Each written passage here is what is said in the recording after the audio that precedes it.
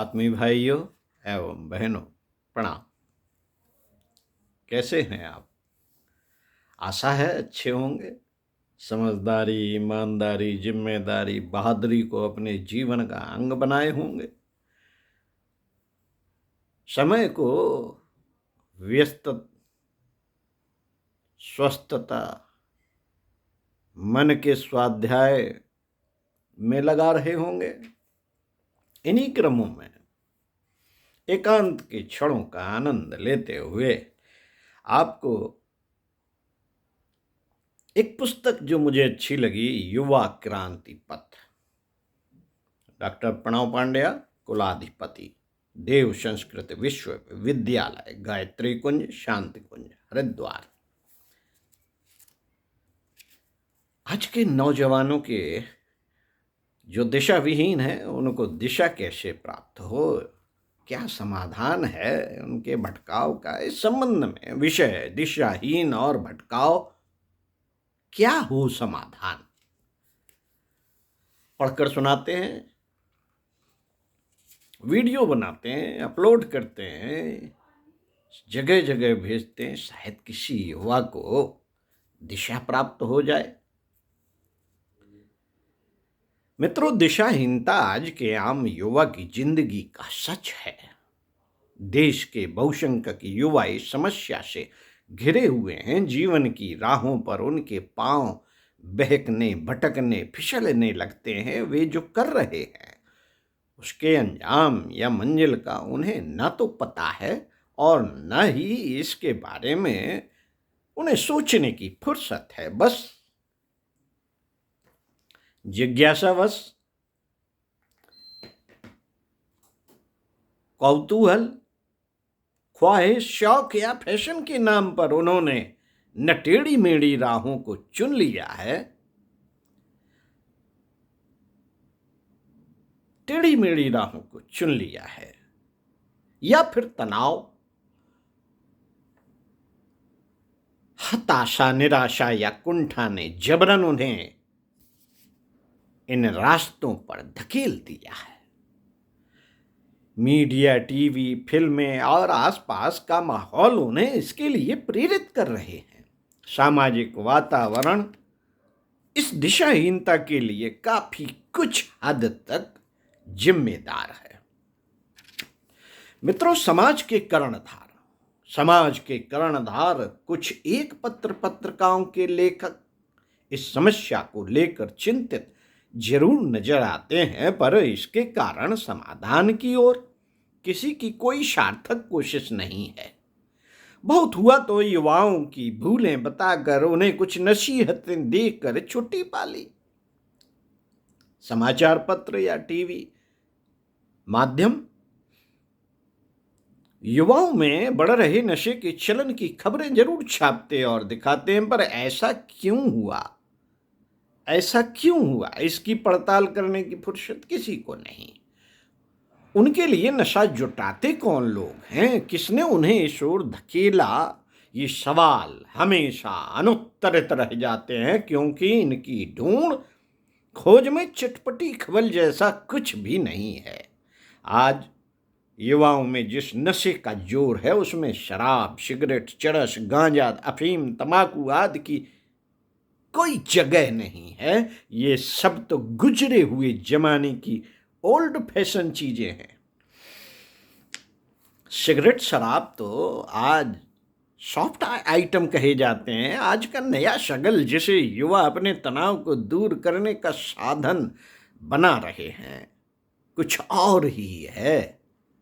यह कुछ और उन्हें पबों, नाइट क्लबों या कॉफी रेस्तराओं की ओर खींचता है। यहाँ उन्हें मिलता है चिल्ड वाटर, एनर्जी ड्रिंक्स, बेसिर पैर वाले हंसी मजाक, अपने को डुबो देने वाला नया संगीत और शर्ट्स। इनमें से प्रत्येक शब्द कूट है। उदाहरण के लिए शर्ट्स को लें। इसका मतलब नशों के जरिए ली जाने वाली हीरोइन या कोकीन से है। अभी पिछले महीनों में एक बड़े स्वर्गीय राजनेता के सुपुत्र की नशाखोरी का मामला अखबारों में काफी चर्चित रहा है। इसमें सच्चाई कितनी थी है तो कहने सुनने वाले जाने, पर इतना जरूर है कि युवाओं में बढ़ती नशे की लत और इसके मायावी रूपों से इनकार नहीं किया जा सकता। इसमें बहुत कुछ ऐसा है इसमें बहुत कुछ ऐसा है जो युवाओं को भटकाए हुए है, उनके कदमों को आत्मघाती रास्ते पर बलात् बलात् घसीटे लिए चला जा रहा है। साइबर कैफे का चलन भी युवाओं में बड़ी तेजी से पनपा है। साइबर की दुनिया के फायदों से इनकार नहीं किया जा रहा। इंटरनेट ने जो ज्ञान एवं सूचना के नए आयाम खोले हैं उससे देश और दुनिया में कोई अपरिचित नहीं। सूचना क्रांति के इस अनूठे उपकरण ने शोध अनुसंधान और ज्ञान के आदान प्रदान में काफी कुछ जोड़ा है, पर जिंदगी से भटके युवक युवतियां इसका दुरुपयोग भी कम नहीं कर रहे। साइबर कैफे उनके जीवन में जहर घोलने की बड़ी भूमिका निभा रहे हैं। मित्रों, विकसित राज्यों एवं बड़े शहरों में इसकी चर्चा और चलन को भी सभी जानते हैं, पर नए बने राज्य एवं छोटे शहरों में भी यह बीमारी कम नहीं है। अभी हाल में नवगठित राज्य छत्तीसगढ़ का एक मामला काफी समय तक अखबारों की खबर बनकर छपता रहा। इस खबर के मुताबिक अकेले रायपुर में 150 साइबर कैफे पंजीकृत हैं। समाचार संवाददाताओं और जानकारों की राय में अधिकतर साइबर कैफे पहुंचने वाले युवक युवतियां चैटिंग के बहाने पोर्न साइट को जरूर खंगालते हैं। और अब तो यह खुलेआम चलता है। 24 घंटे उपलब्ध इस सुविधा की उपलब्धियां क्या होगी, इसे बिना कहे और बिना लिखे भी आसानी से सोचा और समझा जा सकता है। युवाओं में पनपती दिशाहीनता के आयाम और भी हैं, और ये इतने ज्यादा हैं कि यदि इन सब की चर्चा एक साथ करनी हो तो इसके लिए एक आलेख का कलेवर पर्याप्त नहीं है। इसके लिए तो किसी महाग्रंथ या विश्वकोश का कलेवर जुटाने का साहस करना पड़ेगा।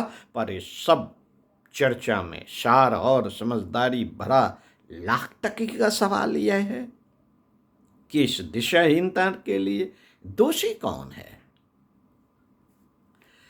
क्या केवल वे युवक युवतियां अथवा वे परिवार और वह समाज जहां ये पल बढ़ रहे हैं?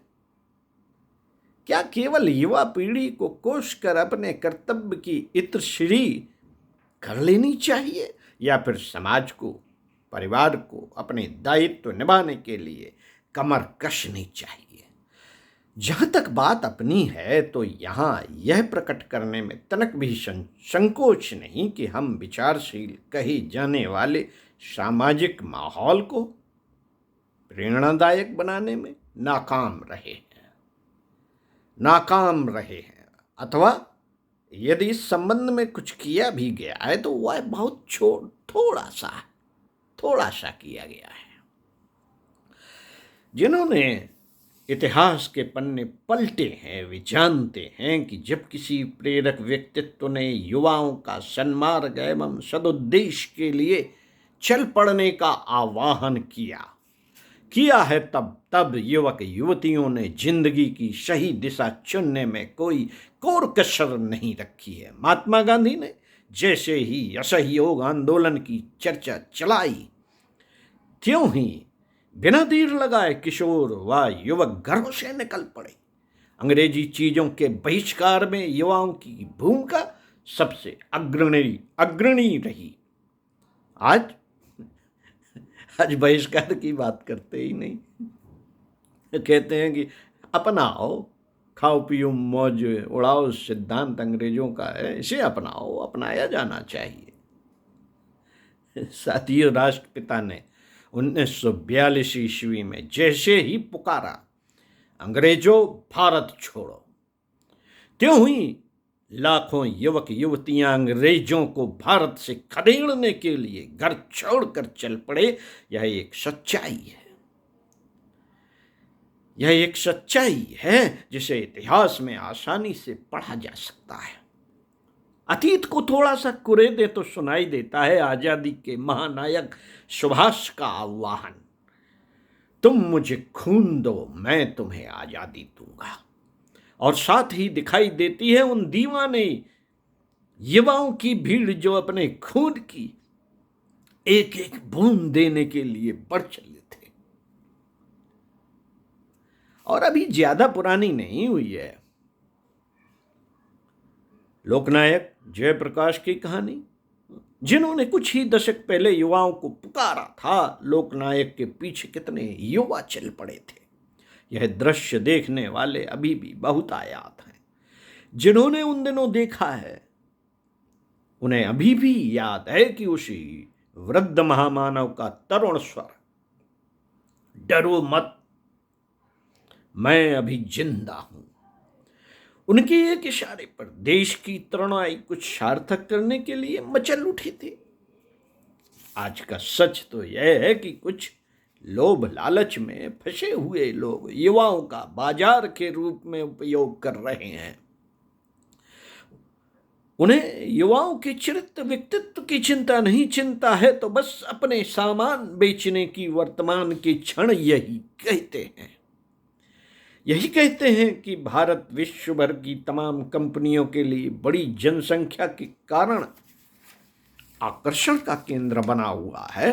खासकर इतनी बड़ी जनसंख्या का 54% हिस्सा अगर 25 वर्ष के नीचे का हो तो बाजार के लिए किसी देश का परिदृश्य और भी लुभावना हो जाता है। एक मार्केटिंग रिसर्च कंपनी के वाइस प्रेसिडेंट सुधीर गुप्ता का कहना है कि आज युवाओं को गुमराह कर उन्हें अपना सामान सौंपने के लिए कंपनियां एग्रेसिव हो रही हैं। अभी कुछ ही समय पहले की खबर है कि यामा कंपनी ने बाइक का अपना नया मॉडल लॉन्च किया। यह लॉन्चिंग उतनी बड़ी खबर नहीं थी जितनी की बड़ी खबर लॉन्चिंग के लिए चुना गया स्थान था। दरअसल यह लॉन्च रखा गया था एक 5 स्टार होटल के पब में। यामा मोटर्स के सीईओ टोमोटाका इशिकावा यह बताते हुए बड़े उत्साहित दिखे कि अब हमने एक पब में किसी प्रोजेक्ट की लॉन्चिंग की है। यह तरीका संभव है किसी कंपनी के व्यावसायिक हितों का हो, पर यह युवाओं के जिंदगी के हितों से मेल नहीं खाता। आज जरूरत है इस कुचक्र को तोड़ने की और समाज में युवाओं के लिए प्रेरक एवं उत्साहवर्धक माहौल तैयार करने की भी। मित्रों, अपना युग निर्माण मिशन अपने ढंग से ऐसे कई प्रयोग कर रहा है। बस आवश्यकता है इसके लिए युवाओं की व्यापक भागीदारी की, जिसे स्वयं युवाओं को करना है, क्योंकि युवाओं की दिशाहीनता के कुचक्र को युवा ही तोड़ सकते हैं। उन्हीं को विचार क्रांति की गतिविधियों से जुड़कर कुछ साहसिक योजनाएं बनानी होगी और उन्हीं को इन्हें क्रियान्वित भी करना होगा। अगर ऐसा कर पाने की में तत्परता बरती जाए, हिम्मत और साहस जुटाया जाए, तो न केवल युवाओं में दिशाहीनता की समस्या का अंत होगा, बल्कि बेरोजगारी एवं आरक्षण का भी कोई कारगर समाधान बन सकेगा। ओम शांति। इसी क्रम में राष्ट्रीय कर्तव्य है रोजगार। यह जातिवाद से न जुड़ने पाए, आइए आपको अगले वीडियो में पढ़कर सुनाते हैं। ओम शांति।